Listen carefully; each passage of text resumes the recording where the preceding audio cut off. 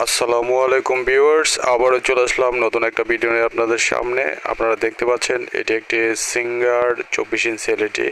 তো এলইডি টিভিতে প্রথমে আপনাদেরকে সরাসরি দেখাচ্ছি। আমরা পাওয়ার কানেকশনটি দিয়ে দিয়েছি। তো এটি স্ট্যান্ড বাই অবস্থায় আছে।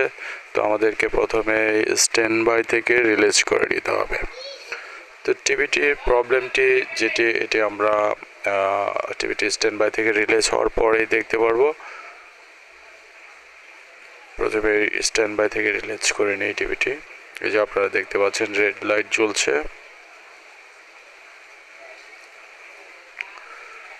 গ্রিন বাতি চলে আসছে। এখন টিভিটি স্ট্যান্ড বাই থেকে রিলিজ হয়েছে। হ্যাঁ, আপনারা দেখতে পাচ্ছেন প্রথমে ভার্টিক্যাল বার দিয়ে স্টার্ট হয়ে যে টিভিটি আপনারা দেখতে পাচ্ছেন মাঝখানে একটা বার আসছে। এই বারটি হচ্ছে নো সিগন্যাল বার, বাট এটা অনেক ফ্যাট আর জুম হয়ে আছে, কারণ হচ্ছে স্ক্রিনে কোনো গ্রাফিক্স পাচ্ছে না। তো এই গ্রাফিক্স কেন পাচ্ছে না এই বিষয়ে আমরা আলোচনা করব এবং আপনাদেরকে সরাসরি দেখাবো। আপনারা দেখতে থাকুন।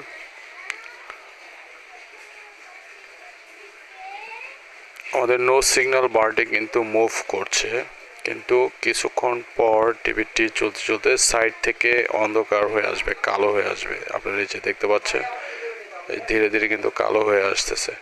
তো আমরা টিভিটির যে প্যানেলের যে কভারটি থাকে, আপনারা সিঙ্গার লেখাটি দেখতে পাচ্ছেন, এই কভারটি উপর থেকে আমরা খুলে নেব।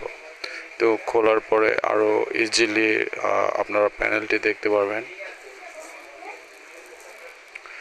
এই প্যানেলটির সাইডে কোনো কফ নেই। তো এটা মনে হচ্ছে রিপেয়ার করা আমাদের জন্য অনেকটাই হার্ড হয়ে যাবে। তারপরেও দেখতে থাকুন কি করা যায়। ভিউয়ার্স, আপনাদেরকে যদি প্যানেলটি দেখায়, এটার প্যানেলটির মডেলটি আপনারা দেখতে পাচ্ছেন। এটি একটি ইনোলাক্সের প্যানেল। এটা সিঙ্গার 24 ইঞ্চি এলইডি টিভি। ইনোলাক্স খুব ভালো ব্র্যান্ডের প্যানেল তৈরি করে থাকে, খুব ভালো মানের প্যানেল তৈরি করে থাকে। তারপর মোটামুটি বই প্যানেলটাও অনেকটাই ভালো। তো এই টিভিটির যে প্রবলেমটি, সেই প্রবলেমটি আমরা ম্যাক্সিমাম টাইম অনেক টিভিতেই ফেস করে থাকি।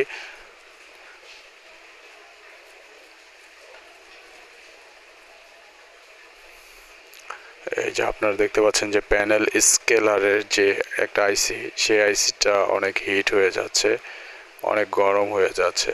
এছাড়া আমরা প্যানেলটিতে আমাদের যে বিজিএস বোল্টগুলো আছে সেগুলো আমরা মেজারমেন্ট করে দেখেছি। সেই ভোল্টেজগুলো সব কিছুই পারফেক্ট আছে। পারফেক্ট থাকার পরেও আমাদের এই টিভির প্রবলেমটি হচ্ছে আপনারা সরাসরি দেখতেই পাচ্ছেন। তো এই প্রবলেমটির জন্য আমাদেরকে যেটা করতে হবে সেটা আপনাদেরকে দেখাই দেব, এবং এটির কি প্রবলেম মূলত সেটিও দেখিয়ে দেব আপনাদেরকে।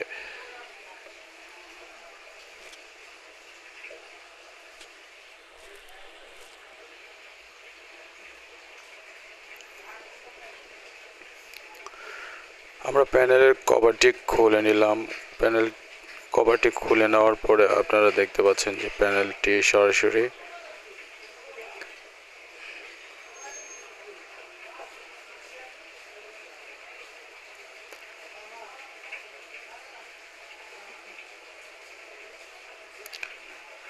টিভির প্যানেলের উপরে প্রচুর ধুলা পড়ে আছে। এর কারণ হচ্ছে এই সার্ভিসিং সেন্টারটা রাস্তার পাশে। আপনারা দেখতে পাচ্ছেন প্যানেলের উপরে অনেক ধুলো পড়ে আছে, ময়লা পড়ে আছে। তো টিভিটি আবার পুনরায় স্টার্ট করলাম আপনাদেরকে পুনরায় দেখানোর জন্য। প্যানেলে কিন্তু একটা দাগও পড়ে গেছে, এই দাগটাও থাকবে না এই প্যানেলটি সার্ভিসিং করার পর। তো এই যে আপনারা দেখতে পাচ্ছেন, যেটি বলছিলাম, সাইড থেকে কালো হয়ে আসছে। আপনারা স্ক্রিনে হয়তো ব্লু দেখতে পাচ্ছেন, যে ব্লু হয়ে আসতেছে সাইড থেকে। প্যানেলটিতে কোনো গ্রাফিক্স নেই।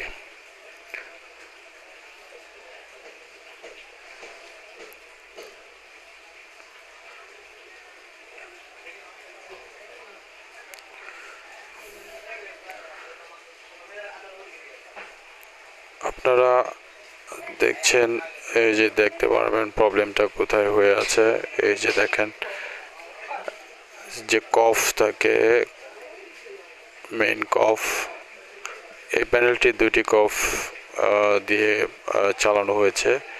এই কফের এই সাইডটিতে, কর্নারটিতে স্পার্ক করে পুড়ে গেছে, মানে বার্ন কফ যেটা বলে।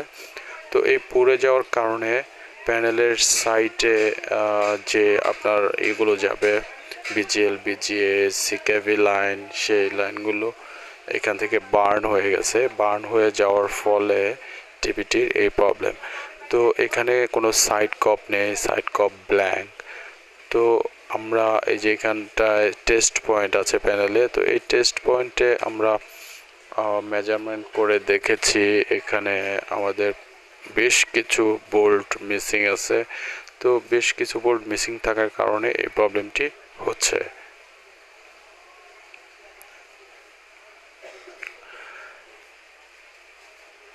যদি এই প্যানেলটির সাইড কপ থাকতো তাহলে অবশ্যই এটা আমরা অন্য একটি ওয়েতে করে নিতে পারতাম, কারণ আমাদের যে বোল্টগুলো মিসিং আছে ওই র্যাবন পুড়ে যাওয়ার কারণে সেই বোল্টগুলো আমরা তার টেনে হয়তো জাম্পার করে যে সাইড কফের যে ডাটা, ওই ডাটাতে আমরা কানেকশন করে দিতে পারতাম। এখান থেকে নিয়ে আমরা ওই সাইড কফে কানেকশন করে দিলে টিভিটি আবার পুনরায় গ্রাফিক্স ফিরে পেত, চলতো। কিন্তু এই টিভিটির এই প্যানেলটির কোনো সাইড কফ নেই। তো সাইড কফ না থাকার কারণে আমাদের একটি ওয়ে, এই যে আপনারা দেখতে পাচ্ছেন আমরা র্যাবনটিকে যেখানে বার্ন হয়েছে ওই কিছুটা অংশ আমরা একটু ওপেন করে দিয়েছি। ওপেন করে দেওয়ার পরেও এগুলো চলছে না, পুনরায় পিকচার সচল হচ্ছে না। এর কারণ হচ্ছে রেমনের ঠিক এই পাশ দিয়ে ওই বিজিএল, বিজিএস বোর্ডগুলো আপনার প্যানেলে ট্রান্সফার করেছে। তো সেজন্য প্যানেলটি আর সচল হচ্ছে না। তো এই প্যানেলটিকে আমাদেরকে একটাই করণীয়, সেটি হচ্ছে কফ বন্ডিং মেশিন দিয়ে এই কফটি চেঞ্জ করে নিতে হবে। এই প্যানেলটিতে দুইটি কফ ইউজ করা হয়েছে।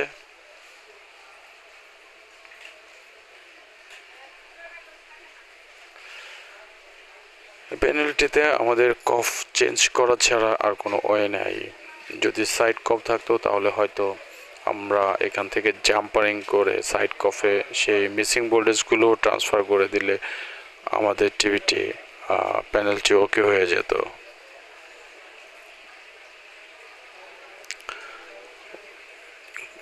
টিভিটির কোনো সাইড কফ নেই, সরাসরি ওই কর্নারের টেস্ট পয়েন্ট দেয়া, ওইখানে গ্লাসের মধ্যে ওই টেস্ট পয়েন্টে কোনোভাবে এখান থেকে জাম্পারিং করে ভোল্টেজ ট্রান্সফার করা সম্ভব না।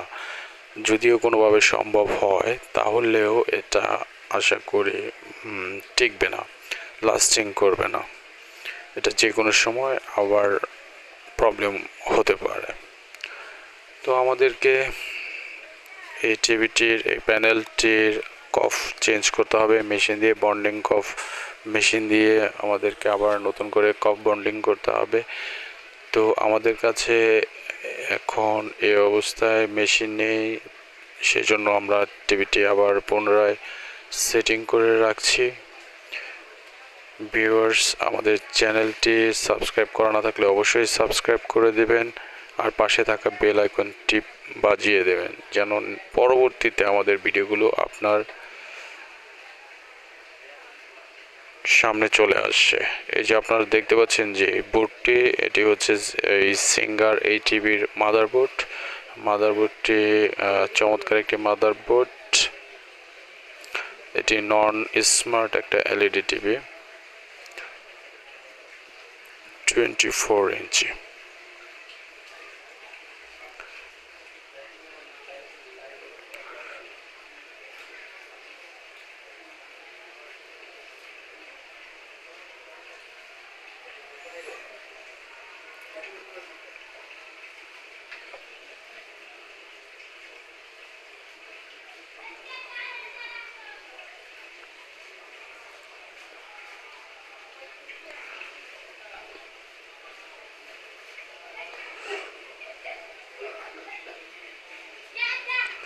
তো টিভিটি আমরা ফিটিং করে পাঠিয়ে দেব কফ বন্ডিং মেশিনে।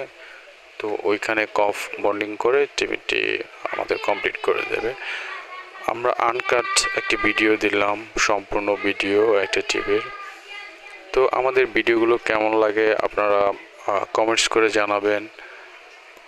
যদি ভালো লেগে থাকে লাইক করে দেবেন, শেয়ার করবেন, আর অবশ্যই আমাদের চ্যানেলটি সাবস্ক্রাইব করে দিয়েছেন। যদি সাবস্ক্রাইব করা না থাকে তাহলে অবশ্যই সাবস্ক্রাইব করে দেবেন।